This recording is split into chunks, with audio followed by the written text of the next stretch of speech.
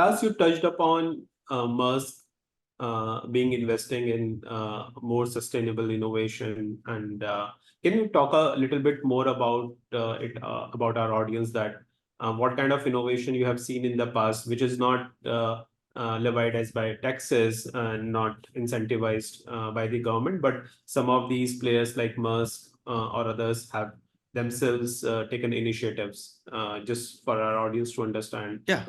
About To give I mean, again, I just speak for the container shipping sector here. What we have seen, I would say, over the last 15 years or more, is that all shipping lines have reduced their emissions dramatically. The incentive is very, very clear: money. The best way to reduce my emissions is to reduce my fuel consumption, to make vessels more effective. And the shipping lines have been incredibly effective at doing this.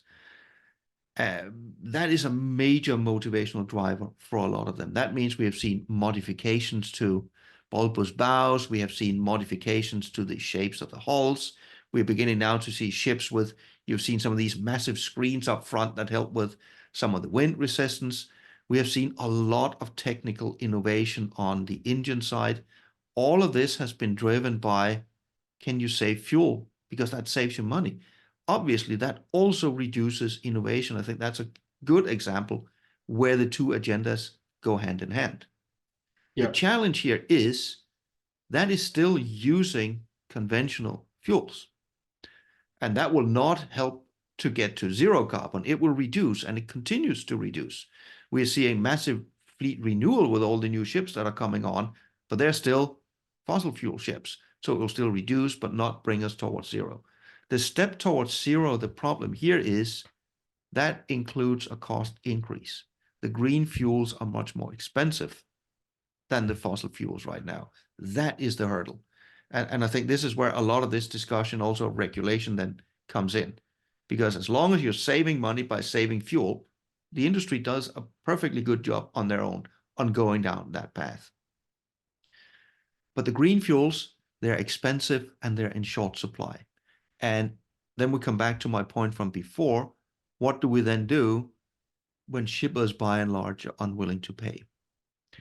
I have sometimes seen then voices say, well, then we need to make it visible to the consumers what this is, which sounds great. But again, I don't see that being realistic. Let's say, for sake of argument, you go down to the supermarket and you look at a tin of tomatoes or a pair of trousers. What are you going to do with that tin of tomatoes? Well, the aluminum was made in Bahrain, then it was moved over to Turkey to be turned into cans.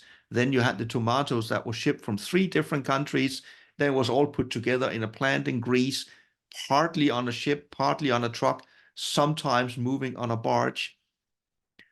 Not only the practicalities of calculating what is the emission on this, how do we want to make a label that makes sense for the consumer? And then here, well-meaning people say, well, make it simple. Put, I say, green, yellow, red sticker on, but we got so many other stickers on goods already. I certainly get the intention of it. The intention is well-meaning, but I don't see a practical, realistic path. Let's check.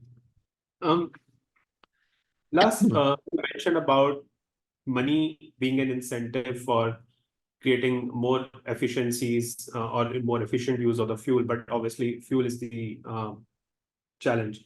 Currently, like we are still using mostly fossil fuels. So other than this, do you see any other opportunities or any other examples which you have seen in the industry where more sustainability related initiatives have been successful, or basically reducing the carbon emission?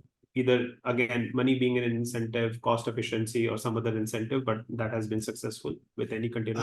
It's hard to say it has been successful. You have seen some shipping lines, I think Hapag-Lloyd was the first, I'm not quite sure, but where you then as a shipper could buy a biofuel add-on, which means that, okay, fine, we're not solving the problem for the entire industry, but as an individual shipper, you could do something about your carbon emissions.